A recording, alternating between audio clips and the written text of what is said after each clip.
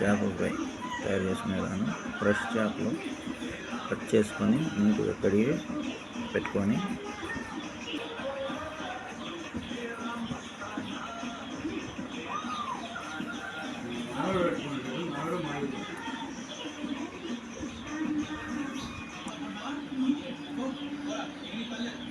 అల్లం పేస్ట్, ఉప్పు, కారం, పసుపు, అల్లం పేస్ట్ వేసుకున్నాం.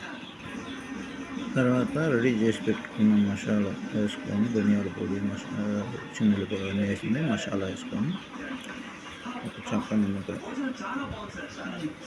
వండుకొని